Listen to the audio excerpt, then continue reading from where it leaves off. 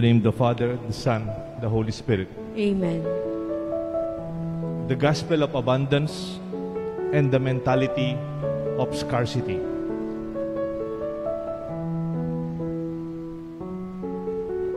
The harvest is great.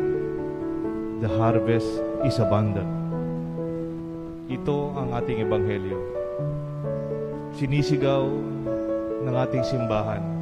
Sinisigaw ng mabuting balita. Napakarami ng ani. It is harvest season and we have bounty. There's abundance in harvest, fruitful, generous, and overflowing. We will be filled with satisfaction and delight. Maraming bunga. Nandyan na. Yung mga itinanim, after a long time, panahon na ng pag-aani. And that's why we are confident. Yes, we have a problem. But this problem is because we have few laborers. There are few laborers because there's more harvest. Kaya lumilitaw na konting mga nagtatrabaho kasi sobra-sobra, napakarami ng ating inaani. Ang tawag ko dyan, it's a happy problem. It's a positive problem. Tandaan po ninyo, hindi lahat ng problema masama. May problema na masaya. Kagaya nito. Ang dami, sobra-sobra yung bunga. Kulang yung mga magpipitas. Look at it from the gospel of abundance. Kaya siguro maganda rin pag tignan yung problema ninyo. Baka naman yung pinoproblema ninyo, hindi naman talaga problema. Ito'y pinoproblema natin because napakarami ng blessing. Halimbawa sa trabaho ninyo, minsan may naririnig ako, Father, pagod na pagod ako sa business ko kasi ang daming mga orders, ang daming mga lumalapit nagpapatulong sa aming negosyo. Sobra-sobrang dami ng aming customer. Pagod na pagod ako, Father. Anong tawag doon? It's a happy problem. Congratulations! Maraming kang trabaho. Maraming tumatangkilik. Maraming naniniwala sa iyo. Magpasalamat tayo. And that is a way that we could say that we should always have from our side, the gospel of abundance. The eye of a good entrepreneur is always in the opportunity and the available resources that creates competitive advantage. This will serve as leverages to accomplish your goals, your targets and mission. Ang magaling na negosyante, nakikita niya yung oportunidad. Nakikita niyo marami kung ano yung meron. And that if you always look at it from that perspective, you will always be working in a positive note. Kabaliktaran naman, those who sigh because they see scarcity. Yung they sigh, yung parang mabigat ang panghinga, yung parang mabayad lang pangisnawa. Parang, parang, laborers are few. Konti, daming trabaho. In reference to the big harvest. Otherwise, we do not see any fruits and wheat to harvest. Maybe it had been excess of work, the workforce.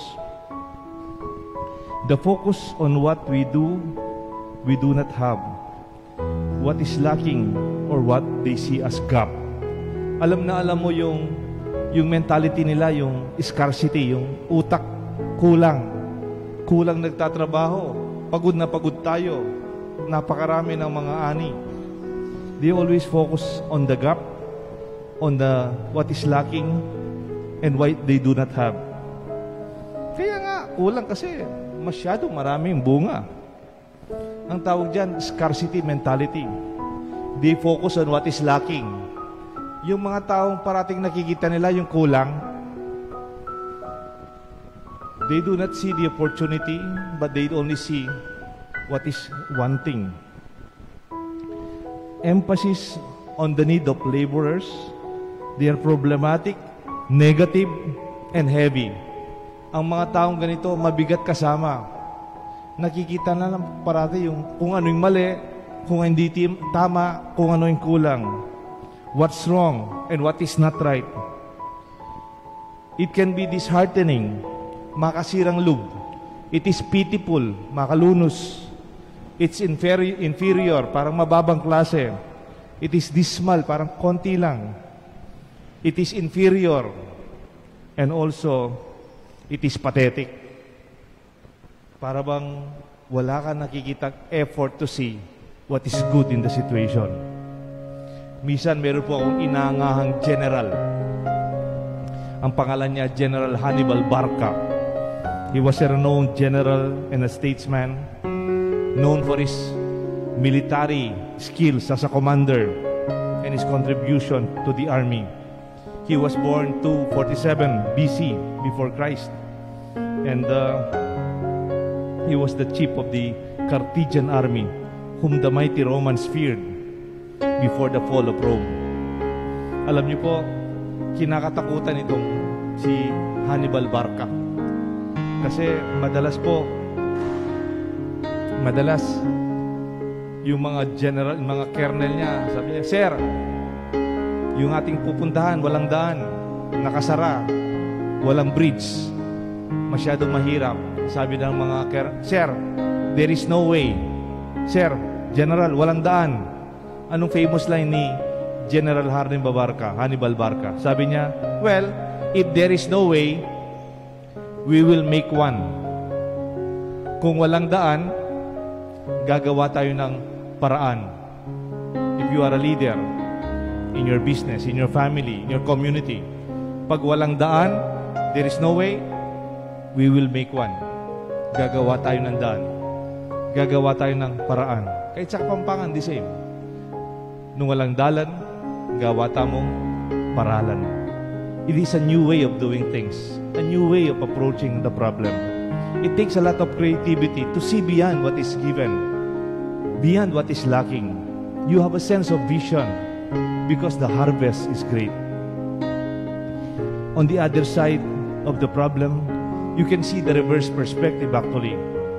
Kung ibaliktad natin ang problema, mas mahirap. Napakarami ng mga nagtatrabaho, wala namang bunga, walang ani. Hindi ba mas malaking problema yon? Napakarami natin, nakahanda tayong mag-harvest, wala namang bunga. That is also more difficult. But maybe if I am confronted by that situation, I would challenge itong maraming mga kasama ko, "Tara, magtanim pa tayo. Tara, bungkalin natin. Tara, marami naman tayo. Let's work."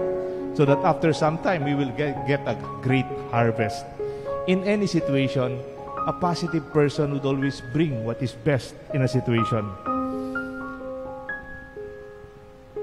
It's always in a way that see the advantages of our situation should always be celebrated.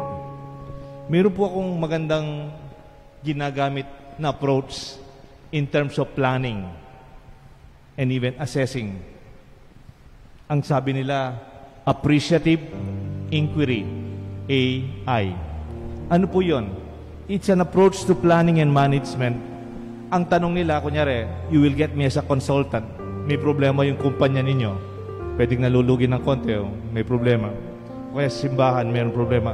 Ang tatanong ng AI approach to planning and management, what works? What works here? Ano ba naman yung okay dito?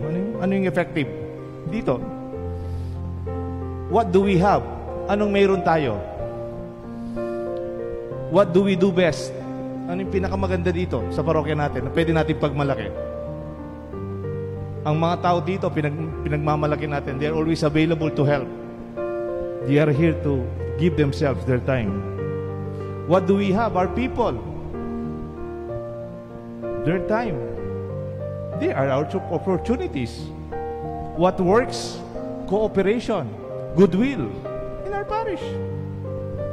We may not have so much money, but we have so much people working and willing to work together. And then maybe another question of AI is, what are our strengths? Ano yung malakas sa atin? Ano yung kakayahan natin na wala sa iba? It creates for you a competitive advantage develop that strength? Or what are the opportunities we have? Saan tayo pwedeng mag-connecta na pwedeng we can grow better sa mga kasama natin sa simbahan, sa mga nagsisimba sa atin sa online, mga kaibigan ng ating parokya, our families beyond the community. Then, we would see appreciative inquiry. Kung minsan kahit sa mga tao, hindi natin nakikita yung mabuti sa mga tao. Kung minsan may expression, I will fix you. Kunyari, may problema ka sa tao. I will fix you. Aayusin kita. Alam mo, you just fix a car. You fix an electric fan. You do not fix a person. Hindi mo po kinukumpuni ang tao. Sabi ni Boss Sanchez, sabi niya, appreciate your loved ones without trying to fix them. Appreciate what they have. Encourage them. Magaling ka naman pala eh. Kaya mo naman pala eh. Hindi ka lang kasi naniniwala sa sarili mo. Galing-galing mo. Appreciate your loved ones. Do not try to fix them. Otherwise, when you try to fix them, they will actually would not appreciate that. They would go against it naturally. They will become self-defensive. They become defensive. But when you appreciate what is beautiful, what they have, they build up their own confidence to see what they have and to believe in themselves. Indeed, my dear friends, the harvest is great. Then let us celebrate. Let us invite more to enjoy the fruits and the grace of our vineyard. May God bless us all, the Father, the Son, and the Holy Spirit. Amen.